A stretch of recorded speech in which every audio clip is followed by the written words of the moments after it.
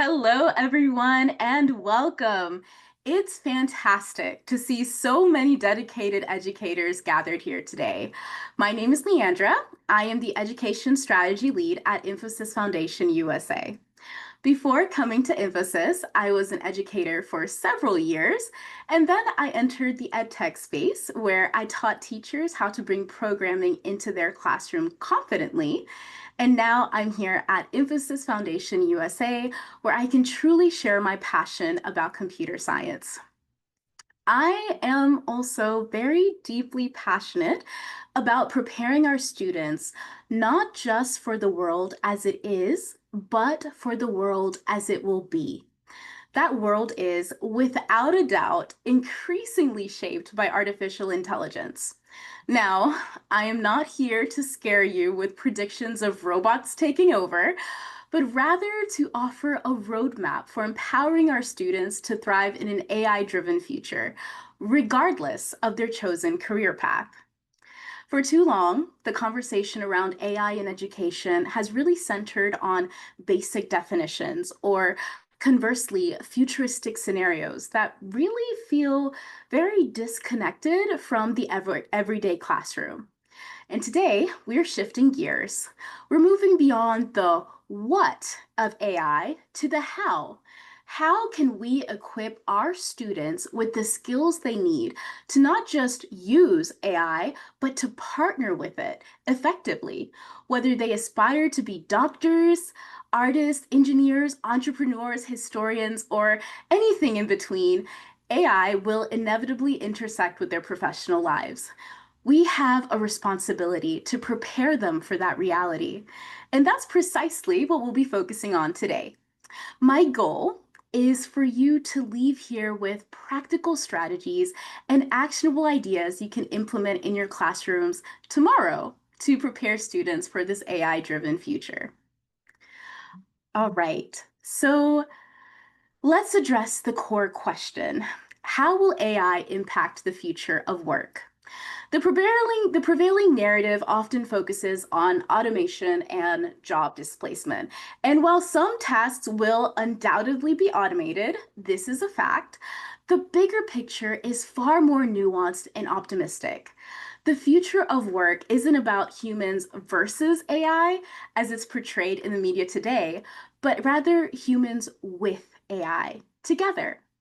Okay, so think of AI as a powerful, multifaceted tool, a co-pilot, a research assistant, a creative partner.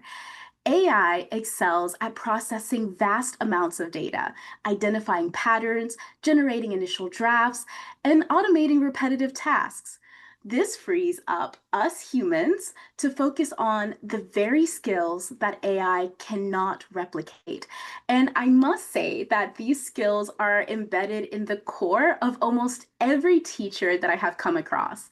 Skills like complex problem solving, critical thinking, creativity, emotional intelligence, ethical judgment, and really strategic decision making. That's our human edge, and AI can never replace that. In every industry, from healthcare to finance to the arts, the ability to effectively collaborate with AI will become a defining skill. So, what specific competencies should we be cultivating in our students? Well, today we'll go over a few of them, such as asking smarter questions, evaluating AI suggestions critically, and improving AI output. For each of these, we will first define them, then look at an example, relate an actionable tip, and then think about industry relevance. So let's get started. Asking smarter questions. AI's utility hinges entirely on the quality of the prompts it receives. Now, we will have an entire section in a few minutes on how to teach your students prompt engineering and how to use it yourself, but let's talk about asking smarter questions now. So we need to teach our students how to formulate well-defined, insightful questions that guide AI towards useful and relevant results. For example, Let's talk about helping students answer better questions using AI. So instead of a basic question like, what caused World War I? We can guide them to think more deeply. For example, instead they could ask, how did different countries' actions and attitudes lead to World War I? What role did money, power, and society play in starting the war? These are better questions that will help create better results from the AI. Another could be, as we can see on the screen, is how has our understanding of World War I's causes changed over time? What did people think in the 1920s compared to what historians think today? These kind of questions really help students develop critical thinking skills and understand how to ask AI effective questions that will really lead to meaningful results. So let's look at an actionable tip. Actionable tip: incorporate activities where students rewrite vague or poorly defined questions into more specific and targeted prompts. Then you can provide feedback on the clarity, scope, and relevance of their questions so that they can make improvements and learn the best way to do so. So, one, incorporate activities where students rewrite basic questions into better prompts. And two, provide them feedback so they can make it even better. All right, let's look at industry relevance. Sometimes it's better for students to see how this can really apply in the real world when they actually are going into a career of their own. So imagine a marketing professional using AI to analyze customer data, as we see here. They need to know what questions to ask to uncover actionable insights about customer behavior, preferences, and needs. So while I was in ed tech, I worked in marketing for a little while, and everything hinged on asking the right questions. Now it's about asking the right questions to AI to get the best results. Another industry example could be a lawyer. He needs to know the right questions to ask AI to research case law and find legal precedents. All right, the next one, evaluating AI critically. So think of AI like a really smart calculator. It's helpful, but it's not perfect. Our students need to learn to use it wisely, not just to accept everything that it says. We want them to ask themselves, does this answer make sense? Where might this information be coming from? What might be missing from this response? It's like teaching them to fact check a website or question what they read on social media. We're helping them to become better digital citizens. And it's so much more important in the age of AI that we are living in. So let's look at a real world example. So when students ask AI to explain a scientific study, it's really like getting a summary from a very eager research assistant, we'll say. Sometimes a research assistant might get things mixed up or jump to conclusions too quickly. We want our students to be smart readers and question everything that they're seeing. Can they check this against the actual study? Do these conclusions actually match what the scientists found? Just like teaching students to read news headlines critically, for example, this headline on the screen that shouts, "Coffee cures cancer," we want them to think carefully about what the research actually showed. So, actionable tip: we want to provide students with AI-generated content that contains errors or biases. We want to ask them to identify the flaws and explain how they can be corrected. We want to encourage them to cross-reference reliable resources and then teach them to consider the source of the data used to train the AI model. So I'm now going to show some pictures with captions created by AI. These are very simple examples that show some of the biases that AI already has.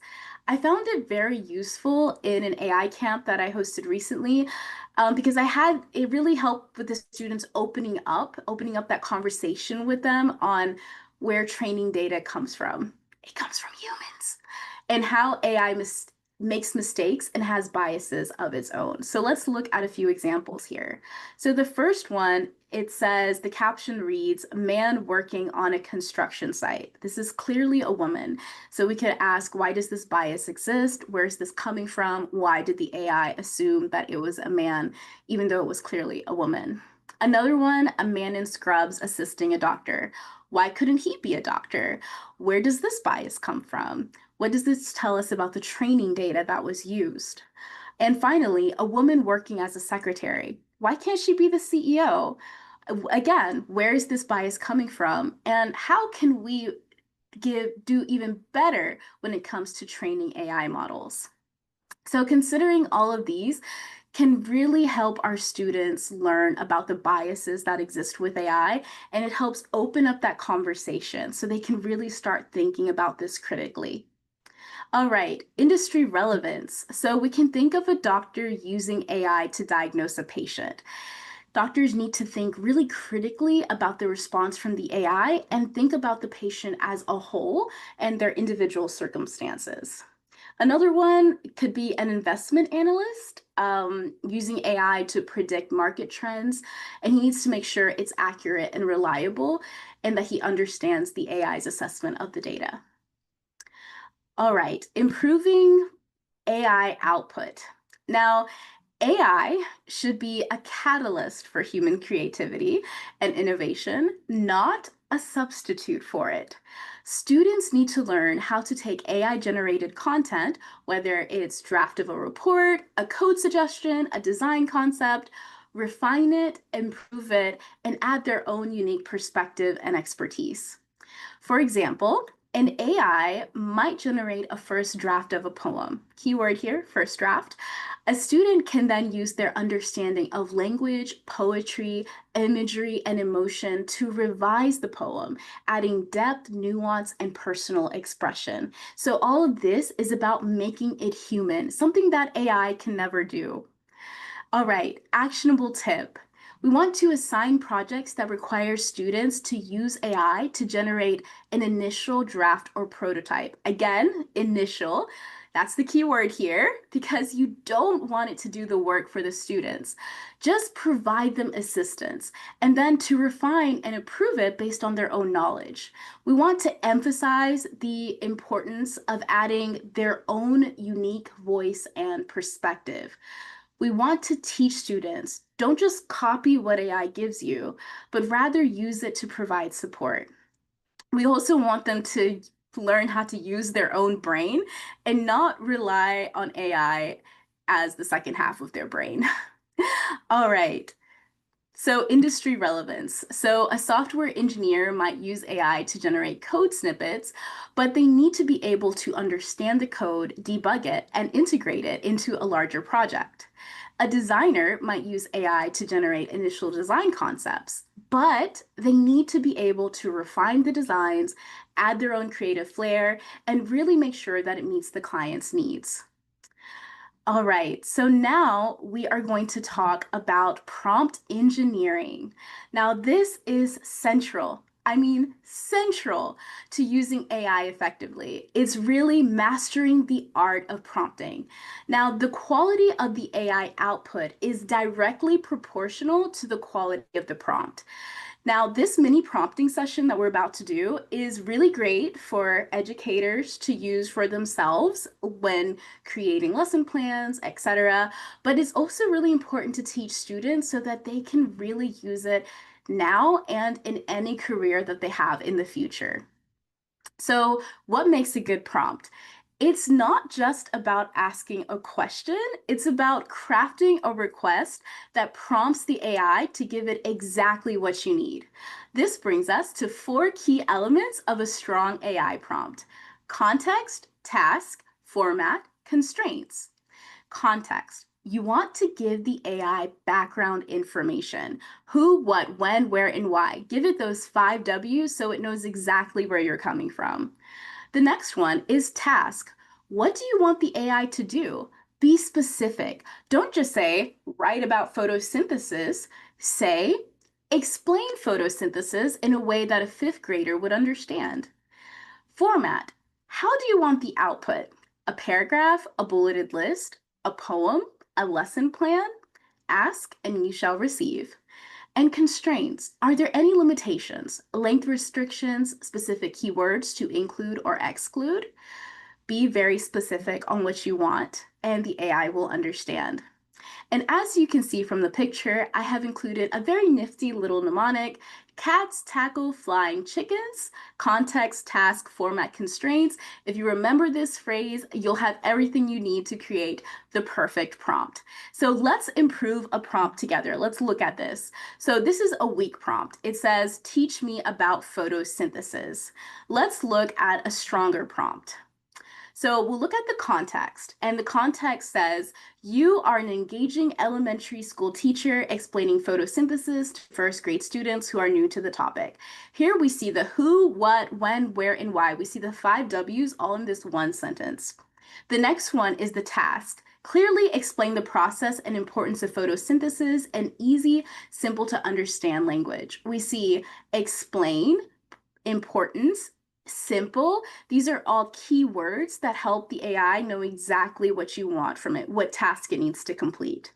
And then format, provide your explanation as a short paragraph followed by a bullet point summary highlighting key steps. We see the word short paragraph and bullet point summary. This is what you want to see on the screen when it outputs it to you, exactly how you want it to look. And finally, the constraints: limit your explanation to no more than 150 words total and avoid complex scientific terms. So we have the limit of 150 words and avoiding complex scientific terms. So we have our stop signs there.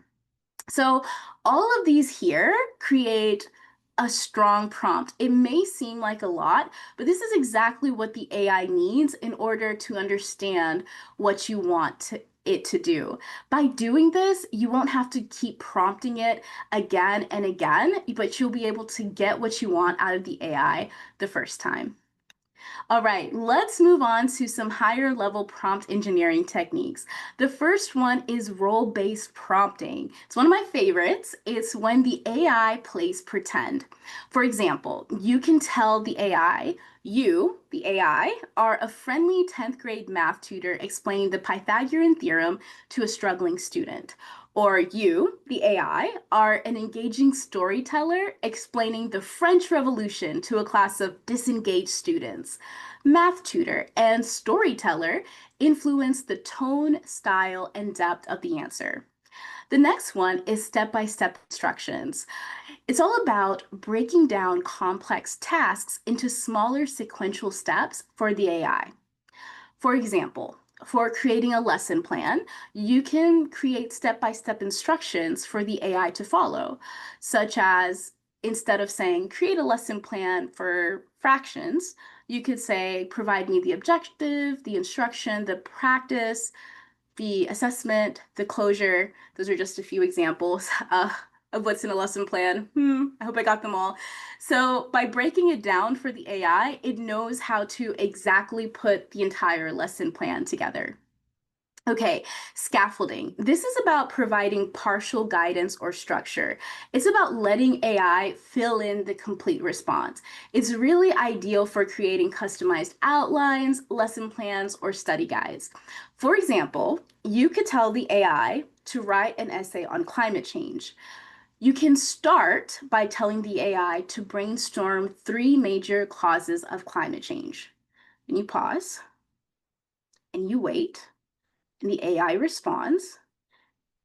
And then after it responds, you scaffold and build on that by saying, now develop key points. And then you pause and you wait and it responds. And then you scaffold on that and ask it to explain one of the 3 causes in detail. So what you're doing is you're having a conversation with the AI, and this back and forth is guiding the AI towards the answer that you want. The last one is few-shot learning. This is all about providing examples. You can offer examples within your prompt to guide the AI more explicitly. So let's say you say, give me feedback on a student's essay. Instead, you could say, here are some examples of constructive feedback that I have given to students in the past. Use this to create constructive feedback based on these examples. And then the AI learns from these examples, your tone, your style, how you write, and actually uses it to create the feedback that you're looking for. So let's focus on role playing. Honestly, to me, role playing, the AI playing pretend is like the creme de la creme.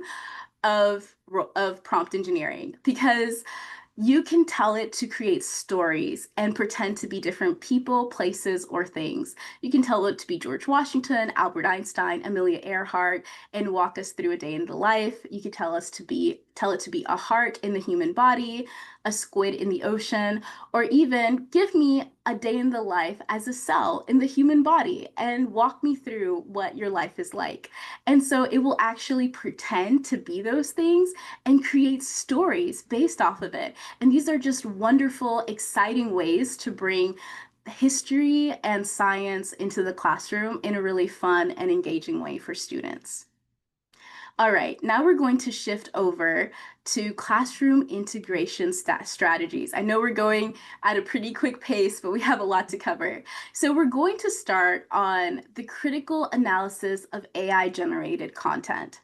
So we really want to provide students with a lot of AI generated content. I know it seems counterintuitive, but we really want to throw this at them so that they can have as much experience as they can. So we want articles, reports, essays, creative pieces, throw it at them, and then ask them to analyze it for accuracy, bias, logical fallacies, and overall quality. This also gives them a real world example of how prompt quality influences output. They see how a poorly prompted AI generates weak content. Sometimes the AI is just plain wrong, but sometimes it's on us. Depending on how we prompt the AI can depend what kind of answer we get. So an example could be in history class, have students compare AI generated summaries of a historical event, like the civil rights movement, with primary source documents, speeches, letters, news articles from the time, and then ask them, what details are missing from the AI summary? What interpretations are presented? Are there any biases evident? How does the AI summary compare to the original source material? And then you can have a discussion on how a better prompt could have generated a higher quality AI response. All right, so here's an actionable tip. Provide students with a rubric that outlines specific criteria for evaluating AI generated content.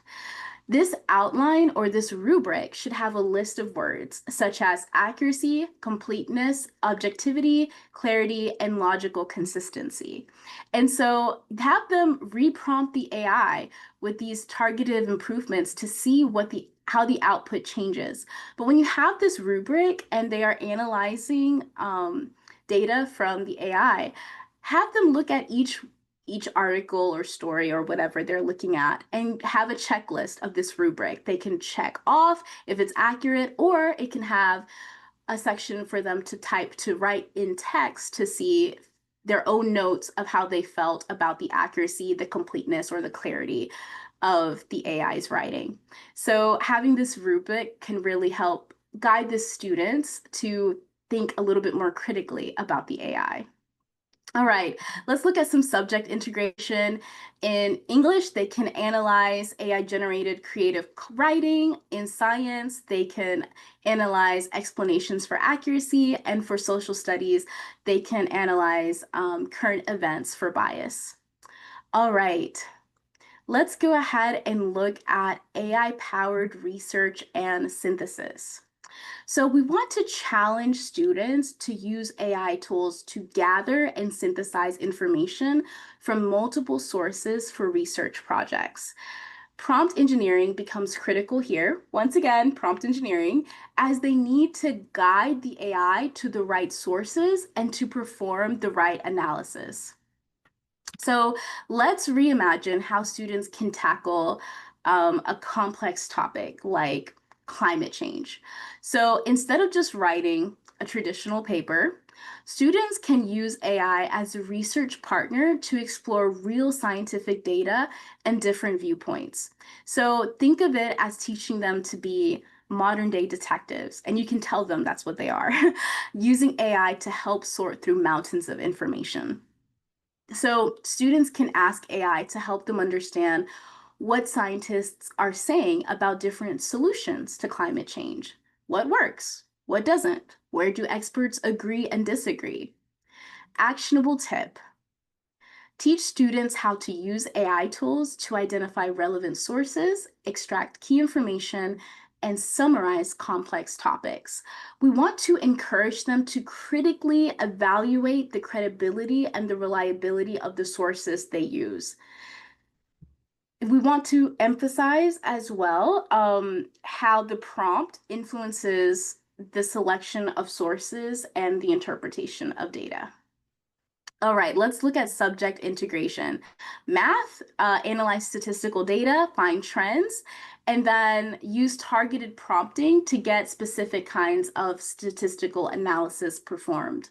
For economics, they can use AI to model economic scenarios, but you can use prompts to define the parameters and assumptions of the model.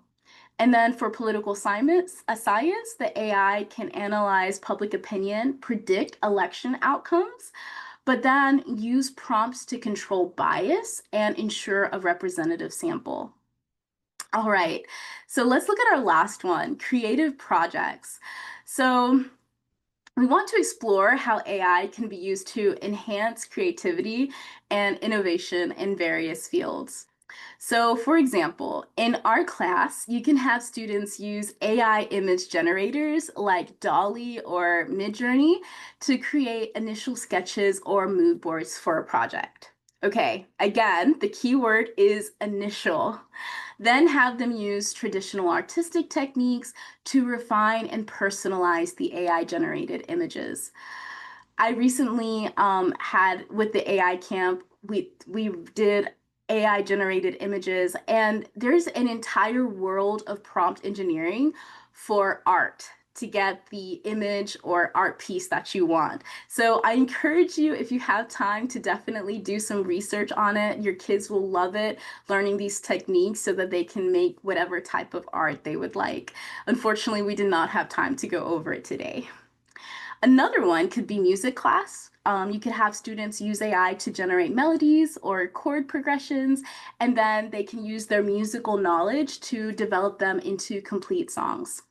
All right, so actionable tip, we want to encourage students to experiment with different AI tools and techniques to find creative applications that align with their interests and skills. We want to emphasize the importance of human creativity and artistic vision in the creative process.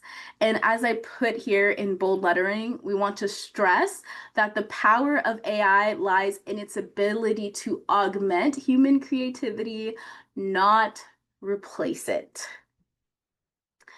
All right, so let's look at some subject integrations. We have one art one. With drama, they can use AI to generate plot and dialogue ideas, and then you can use prompting to define the characters, settings, and tone. But I like this one because it's not directly related to art. It is a science, but they can use AI to generate code or design algorithms, and then they can use prompts to specify the desired functionality and performance of the code.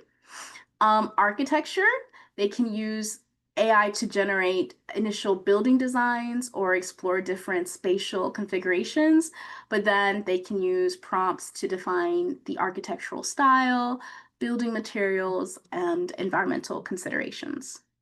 So remember, the goal is not to replace human creativity with AI, but to empower students to use AI as a tool to enhance their creativity and push the boundaries of what's possible. So now we are going to wind down and we're going to look at some ethical considerations. So let's talk about choosing AI tools thoughtfully. There are so many to choose from. First, safety and privacy are non-negotiable. Absolutely not. Before bringing any type of AI into the classroom, really dig into its privacy policies. Know what data it collects, how it uses it, and whether it shares it. That's really important because we're responsible for protecting our students' information. Next, focus on what actually help kids learn. Does the tool go beyond just giving answers? Does it encourage problem solving, critical thinking, and collaboration? If it's just doing the work for them, it's not the right tool. And there are many tools that have come out recently for schools that you can use AI with, and they allow students to use AI that guides them towards the correct answer without ever telling them the correct answer. So I encourage you to do research and look into these for the school that you're in. All right, transparency. This is key. Choose AI tools that offer some explanation of how they arrive at their answers. This helps students understand their strengths and weaknesses instead of just blindly accepting whatever result that it gives them. All right, now we're going to talk about the ethical use of AI. That was about choosing the right tools, now the ethical use. So, plagiarism. We know AI can generate some amazing content, but it's not a shortcut to doing work. And we really want to instill that in our students. We want to emphasize that it's a tool. It's a tool for research, it's a tool for brainstorming, but not for submitting as their own. We want to teach students how to cite AI and give it credit when it's used. So now there's an entire APA guidelines on how to cite AI, and we want to make sure that our students know how to cite AI whenever they use it for a project or for homework. Then there's academic integrity.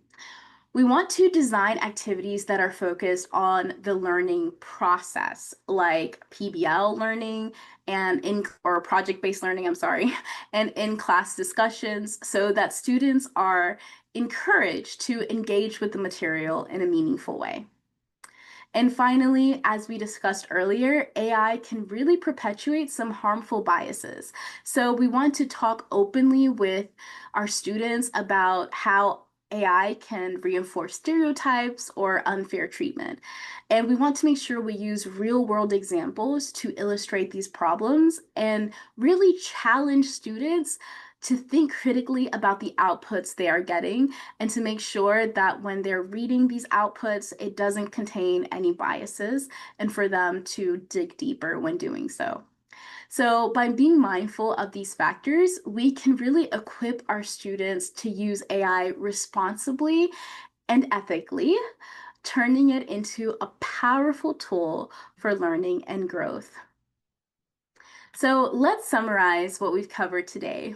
We've established that AI is not a threat to the future of work, but really a powerful tool that can enhance human capabilities. We've identified key skills that students will need to thrive in an AI-driven world: asking smart questions, evaluating AI critically, and improving their work using AI input. And we've explored practical ways to integrate AI into your classrooms ethically and effectively. Now, these are for you. Some takeaways that I would love for you to take with you back into your classroom and into your everyday life. First, experiment and explore. Really dedicate some time this week to playing with a few AI tools, whether it's ChatGPT, Gemini, Dolly, Copilot, whatever sparks your interest. See what they can do and what they cannot do, and think about how they can be used to enhance learning in your subject area. I know that my teachers are doing lesson planning over the summer before school starts, so it's really important to see how you can use it in your classroom. Don't be afraid to experiment and see what works best for you and your students. And now you can also revamp an existing assignment using the prompt engineering techniques that you've learned today. Take one lesson or assignment you already use and think about how to integrate AI to enhance it. Could students use AI to generate initial drafts, research information, or analyze data? Could they create presentations or simulations? These are all things that you can start planning on how they can use AI into your classroom for the coming school year. And then connect and collaborate. Talk to your colleagues, go to online forums, go on Facebook groups or online communities, and talk about AI. Also, if your school does not have a school-wide plan that incorporates AI into your school, try to get one started and create a plan that includes ethics and also creativity into using AI in the classroom. So, in conclusion, I believe that by embracing AI thoughtfully and responsibly, we can empower our students to become the innovators, problem solvers, and leaders of tomorrow. Thank you for your time and dedication to shaping a brighter future for our students. Thank you so much. And now I would like to toss it over to the Q&A. James, could you give us a few questions from our chat and I'll be happy to answer them. Of course, Leandra, thank you. I think first and foremost is I know we will be sharing a recording of this presentation, but just want to ask you and confirm, we also share a copy of the slide deck to everyone. Yes, absolutely.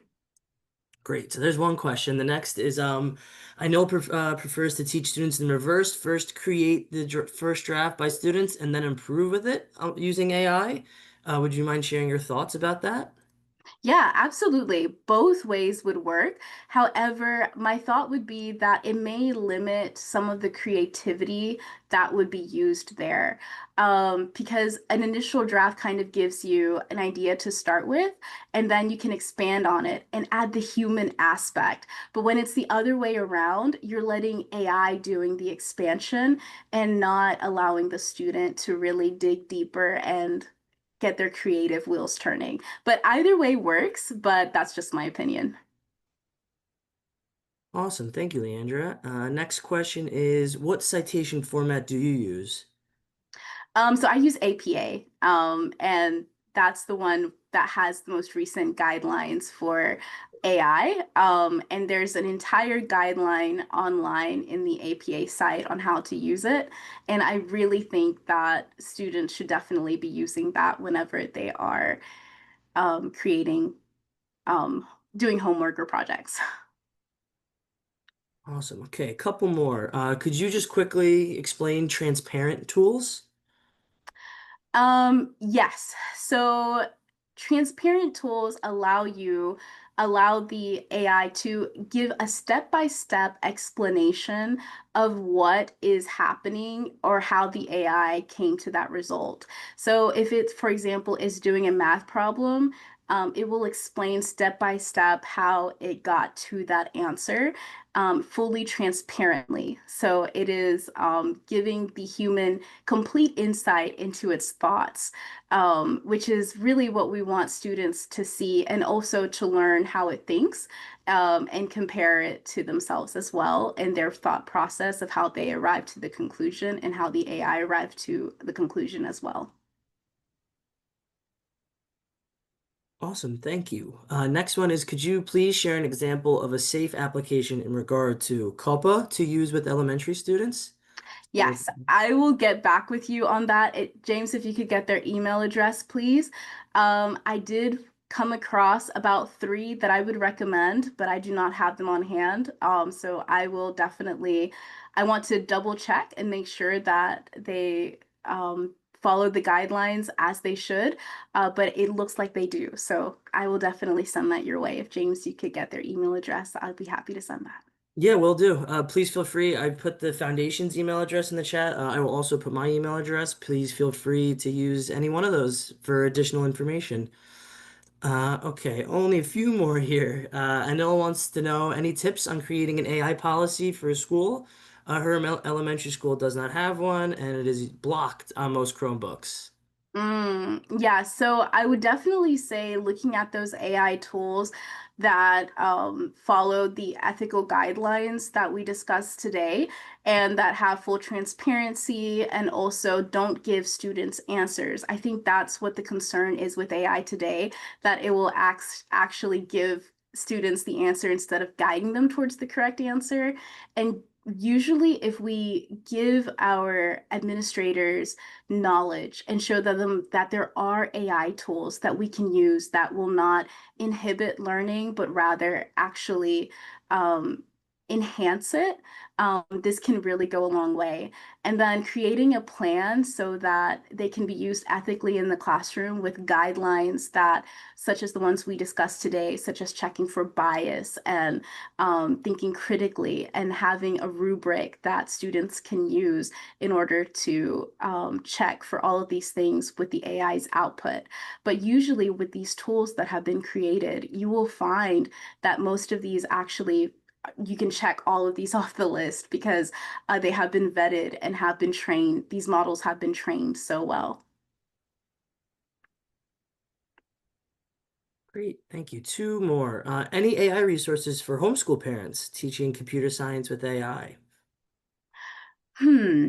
I would say one of my favorite books is Teach AI. That's the name of the book. It has an apple on the front and it's green. There's also a blue one. And these books have really helped me in learning about how to teach AI, um, and for educators to bring AI into their classroom. So I would say, especially if you're a homeschooling parent that is trying to use AI, I think this would be an excellent resource for you to use. Teach AI is the name of the book. Ironically, also the name of a resource we share with code.org. So I will also put that resource in the chat as Yes. well. Great plug. Thank you, Leandra. Okay, last one. Do you have any recommendations for an AI tool for IEP students or strategies on any students on an IEP plan? Um, yes, again, James email. If you could make sure and send an email to James asking for that, or if James could get your email from the chat, I will be happy to send them your way. There have been so many tools created. I actually know a few friends that have been creating these tools, and it's it's incredible to see how far it's come in the last year or so. So I definitely want to double check on these before I send them your way. But yes, I'll be happy to send them. I'm sorry I didn't have these on hand. I should have had a slide with all of these for everyone. But I'm sorry about that. Okay, that is every question. So unless anyone else has any additional questions, please feel free. We still have some time. Put them in the chat. But if not, thank you all for joining us. And these recordings will be posted on our YouTube after they conclude, and we'll be sure to send you the link. Additionally, there's one last thing I forgot to mention. We have a sweepstakes, and a lucky teacher in here is going to go home with a Infosys Foundation USA branded tumbler. So congratulations, full transparency, picking a name at random. Meredith Ness, congratulations. I will reach out to you via email, get your home address, and we'll ship you out a free tumbler. Congratulations, Meredith. Awesome. So thank you guys, and we'll see you at our next session a month from now in July. Goodbye, everyone. Thank you for joining.